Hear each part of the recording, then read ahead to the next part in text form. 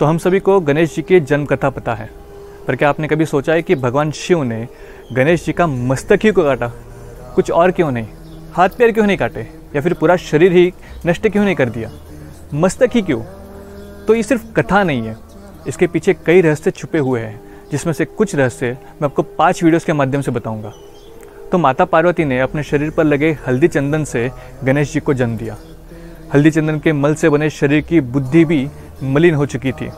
तामसिक ऊर्जा से बने शरीर और मलिन बुद्धि के वजह से अज्ञान और अहंकार निर्माण हुआ। तो वो जो मस्तक जो है वो अज्ञान का प्रतीक है, और शिव जो है वो परम ज्ञान का प्रतीक है। तो ज्ञान के सामने अज्ञान कैसे टिक सकता है? ज्ञान अज्ञान को, अहंकार को काटता है, और इसीलिए भगवान शिव ने अज्ञान रूपी उस मस्तक को काटा। तो चलो, मस्तक तो काट दिया, अज्ञान तो मिटा दिया, तो उस पे हाथी का ही शीश क्यों लगाया? किसी और का क्यों नहीं? हाथी का शीश क्या दर्शाता है? तो हाथी का शीश ज्ञान, सहजता, एक बुद्धि एक कर्म को दर्शाता है। कैसे? समझाता हूँ। हाथी एकमात्र ऐसा प्राणी है जो अगर किसी राह से जा रहा हो और उसे किसी नदी, नाला या फिर खतरे नज़र आए तो उसके आने वाली 7 पीढ़ियों तक को उस बारे में पता होता है बगैर उस जगह गए।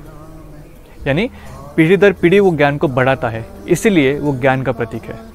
हाथी एकमात्र ऐसा प्राणी है जो जंगल में हुए किसी भी प्राणी के मृत्यु पर शोक व्यक्त करता है। हाथी का शीश सहजता का प्रतीक है।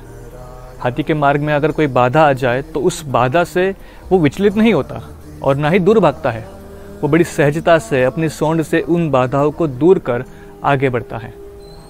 हाथी का शीश एक बुद्धि एक कर्म को दर्शाता है। वो खाएगा भी, पिएगा भी और काम भी करेगा तो अपनी सोंड से। ये एक बुद्धि एक कर्म को दर्शाता है। मनुष्य की तरह नहीं कि बुद्धि कुछ और कर रही है, मन कुछ और कर रहा है और कर्म कुछ और ही हो रहा है। इसलिए महादेव ने विनायक के शरीर पर हाथी का शीश लगाया। आप सबने सुना होगा कि जब भी हम गणेश जी की मूर्ति लेने जाते हैं तो बड़े बूढ़े ये कहते हैं कि उस मूर्ति को लेना जिसमें गणेश जी की सोंड लेफ्ट साइड में मुड़ी हो, उस मूर्ति को मत लेना जिसमें गणेश जी की सोंड राइट साइड में मुड़ी हो। आप खुद नोटिस करना कि जितने भी गणेश जी की मूर्तियां हैं, फिर चाहे वो घर पे हो, मंडल में हो या फिर मंदिरों में हो, तो 99% आपको उनकी सोंड लेफ्ट साइड में मुड़ी हुई दिखेगी।